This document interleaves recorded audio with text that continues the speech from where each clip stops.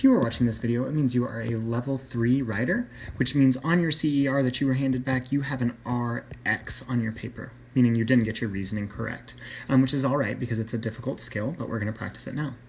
So when we talk about reasoning, this means as level 3 writers that you all have done most of these steps correctly. You've rewritten the prompt as a question, you've searched for and found evidence responding to the prompt, you've jotted down that evidence, and then you created a claim that zoomed out of that evidence. Lastly, you're on this step right here. As level 3 writers, you're working on step 5, which is to write a reasoning sentence that connects your evidence to your claim. So when we talk about doing that, what I want you to think about for step 5 is to explain why you think your evidence supports your claim. A lot of it has to do with what you think. You are connecting your evidence to your claim. So reasoning is all about taking this evidence that you found already and connecting it back to your claim. Sorry, that's a really ugly chain link, but you're connecting those two things together.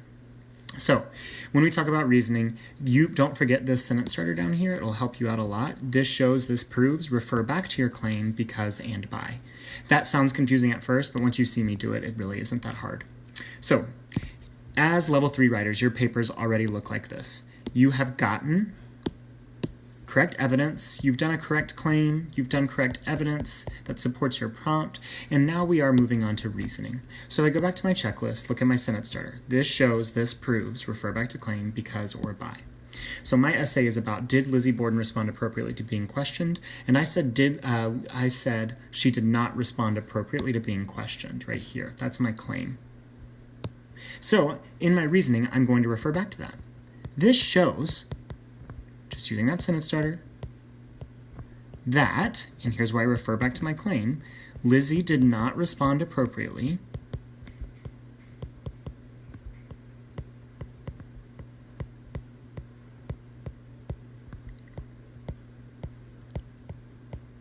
because. Okay. So there I've gone through the first 2 steps. I've used that sentence starter, this shows, I've referred back to the claim, I used because. Now I need to explain why I think my evidence supports my claim. So my evidence is, page 19, the author writes, more troubling yet, not at any time during the interview had she been in tears. And my claim is that she did not respond appropriately to being questioned because she did not show any emotions after a very traumatic event. Okay, in my head, this shows that she didn't respond appropriately because if I put myself in that situation and I've seen my father and my stepmother, I see their faces have been chopped off and they're lying in pools of blood, and just in one moment I've lost a big chunk of my family, I'm going to be really, really upset, showing a lot of emotion, and probably be in tears, just to be honest with you.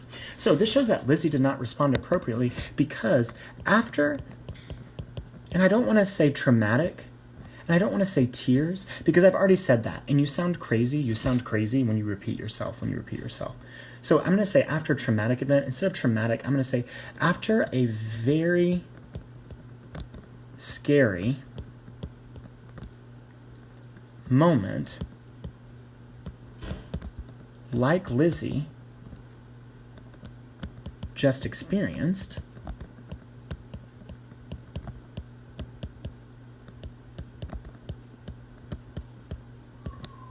you would expect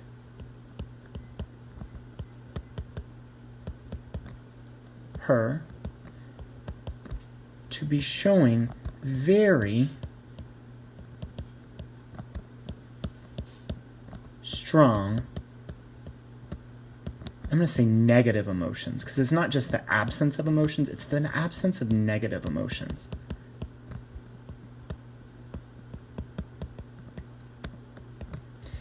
Okay, this shows that Lizzie did not respond appropriately because after a very scary moment like Lizzie just experienced, you would expect her to be showing very strong negative emotions. Instead,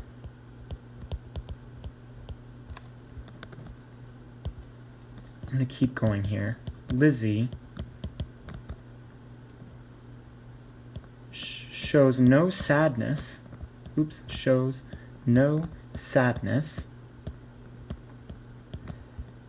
making us I'm going to say making us believe she might not be sad about her parents, not be sad about losing her family.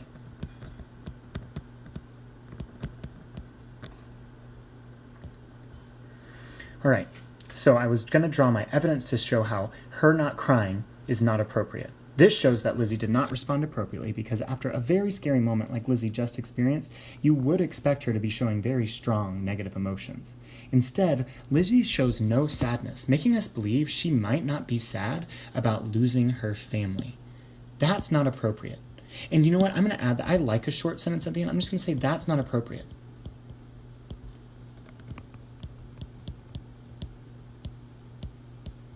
Running out of room here. Bear with me. Boom. And there's my reasoning. I've connected my evidence of tears, no tears, back to my claim without repeating what I've already said. You guys give this a shot. If you need help, feel free to raise your hand.